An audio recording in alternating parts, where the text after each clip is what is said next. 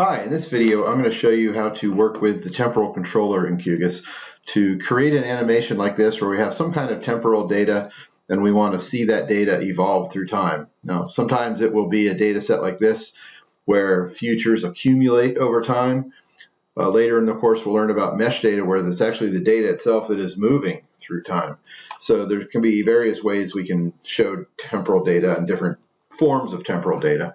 But this is going to be animating point data through time. So I'm going to get out of PowerPoint and into QGIS. So here I have QGIS open and I have two layers, the OSM standard base map and a buildings layer. And you can see there's a filter applied here. If I hover over it, it says year not equal to 1000. And ironically, even though 1000 in this part of the world could be a valid construction date, this is actually a no data value, which is why it's being filtered out. The data provider used 1000 as a no data value, so we're just taking those out of the layer. And you can see the data are symbolized by a year column and broken into a number of classes, 9 classes, on a red to green color ramp by year so that we can see those. And we also have another hidden trick here. We have symbol layers defined. So if I look at this advanced menu and click on it, I can open up symbol levels. And here, these numbers off to the right include which rendering pass this layer will be drawn. So we start out with the oldest points and the newest points are on top. So the dark green points will always be on top of the red points. So to enable time for this layer, I'm going to open up Layer Properties, and I'm going to switch down to the Temporal tab. And I'll enable Dynamic Temporal Control. And we have a number of options here. We have a fixed time range. So if you have data that doesn't contain dates in the attributes, you can use this and just specify the start and end date using this calendar widget for that layer. If you have, in our case, a single field with date time, you can use that and it will pick up on that date column. Or if you have more than one, you can choose which one. There's also an option for having separate fields with start and end time, and even separate fields for start and event duration, or start and end date for data where you want to use an expression. And then there's this option redraw layer only, which we'll talk about in a few minutes. But we're going to set this up with single field with date time and use this date column. Click OK. And you'll notice there's a little clock here, and if I hover over it, it says temporal layer. So QGIS now knows that this is a temporal layer and it knows the time that's involved with it. So now I'll open up the temporal controller panel, and it's found on this toolbar here, and it's the button with the clock on it. And if you hover over it, it reads temporal controller panel. And this opens up as a panel across the top of the map canvas horizontally, and it's disabled by default. I can click the fixed range temporal navigation button, and this is where I can set the full range of data. Sometimes it may not be set accurately, or you may have more than one temporal layer. And so you can choose to set it to the full range or set it to a single layers range. Setting to full range would be the full range of all the time enabled layers in the map in the project, or you can choose one specific layer. And in this case, we only have one layer, so it doesn't matter which way we go. And you can see the range goes from 1150 to 2020. If I then click the animated temporal navigation button, this is where I get a series of controls. And I can see the beginning of time and the end of time. In this example, we don't have a lot of data between 1150 and 1850, so I'm going to adjust the beginning date to 1850, January 1st. So now it'll run through 2020, 12/31. So by increasing that to 1850, you can see we add more buildings to the map right now that were built by 1850. You also have a step, and you can change the values in the step here. And you can use different year units. So anywhere from milliseconds to centuries. So we're going to choose years, and we're going to keep this step at 1 year. There's also a settings button that lets you control the frame rate. So you can adjust this number to speed up or slow down the animation. There's also this loop button. If this is unchecked, the animation will just play straight through and stop. If we have loop pressed, it will start at the beginning once it's finished and just keep going. So at this point, if I press play, it will start cycling through time, and you can see the year incrementing here. And there's not a lot of change in the first couple years of the time range that we're dealing with. You can also just manually scrub across the timer this way.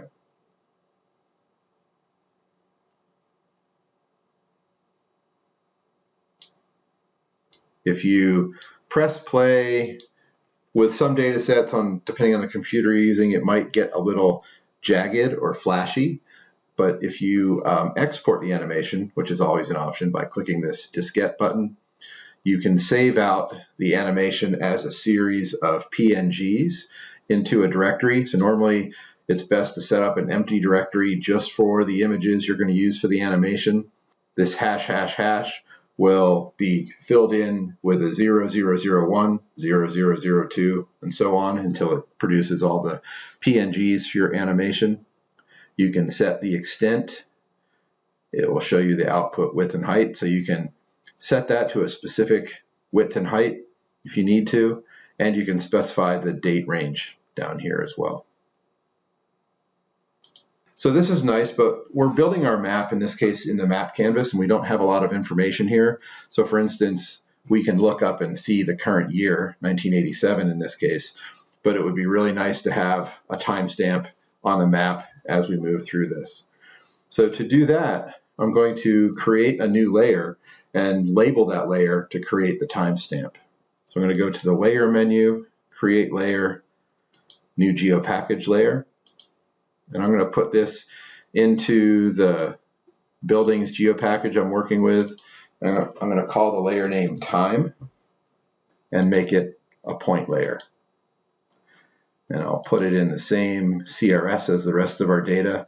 And I don't have to add any fields to it. All I need is a simple point layer. I'll add the new layer to the GeoPackage. And now I'm going to put this layer into edit mode and add a point where I want time displayed on the map. So maybe I'll put it off here to the left. Click OK.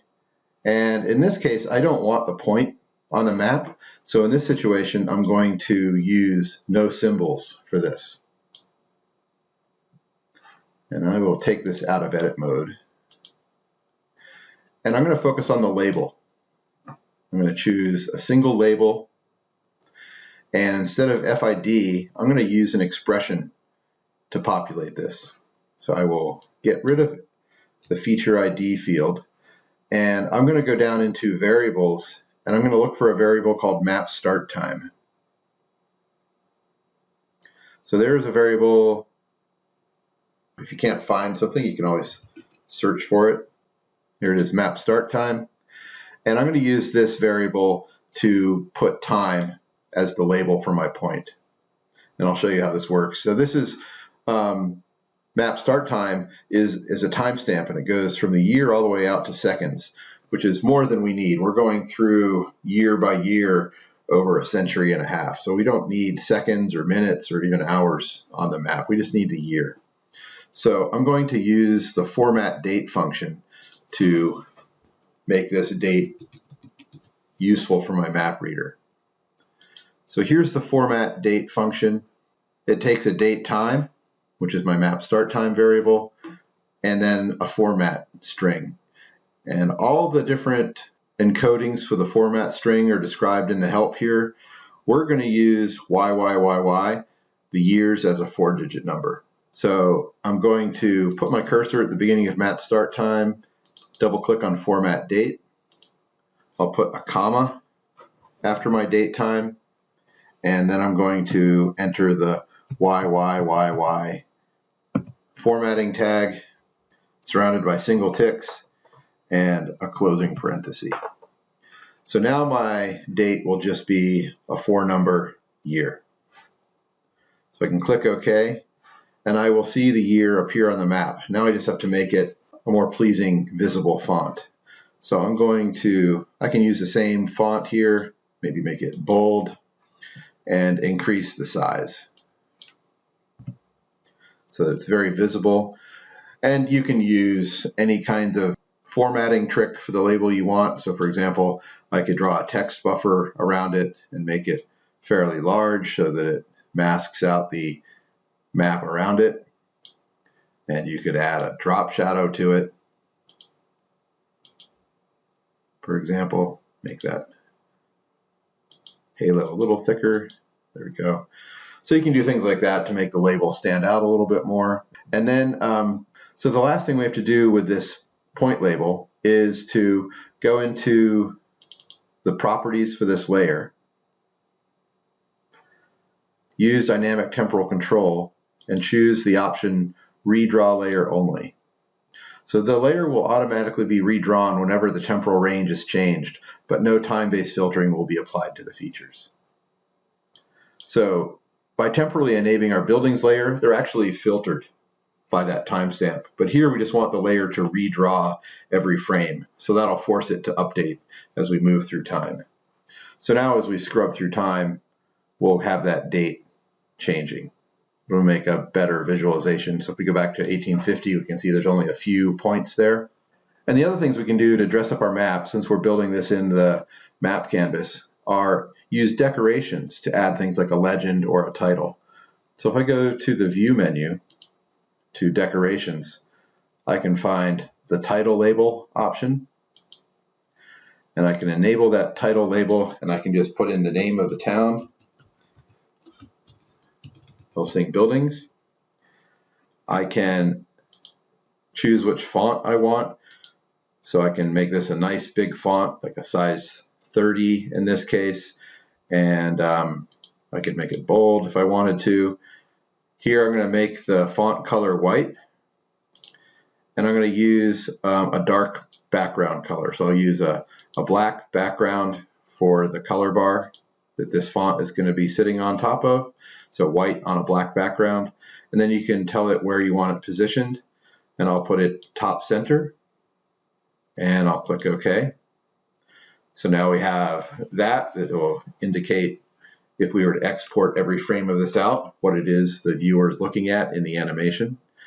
And I can also use a similar decoration to add a legend to the map. I can use an image decoration. And I included in the project buildings directory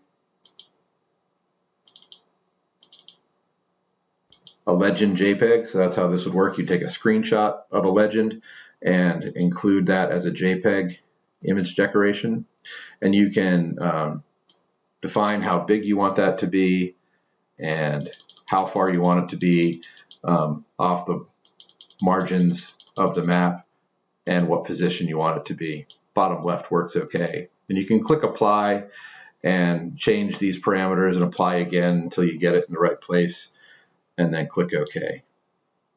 So now I have a more informative map canvas. And if I start scrubbing through time here, see the date update,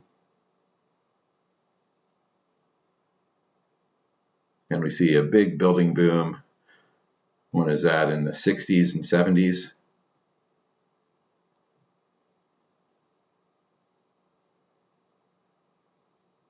And so on. So that's the temporal controller.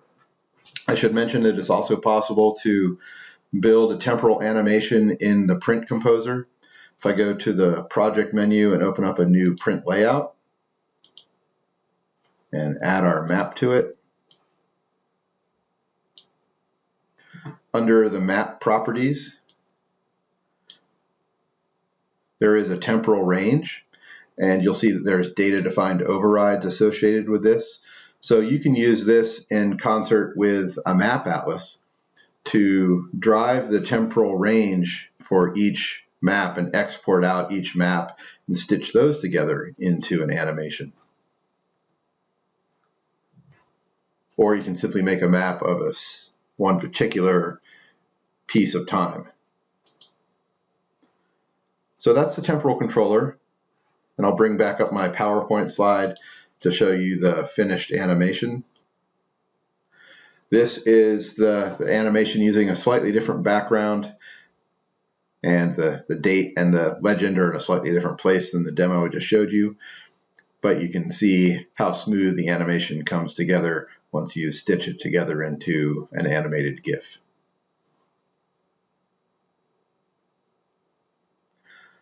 So that's the temporal controller, and this is one particular kind of data that is, we're adding it through time. And some data, like mesh data, which we'll get to at the end of the course, the data actually moves through time. So there's a different kinds of temporal data that we can work with, and we'll be looking at that at the end of the course.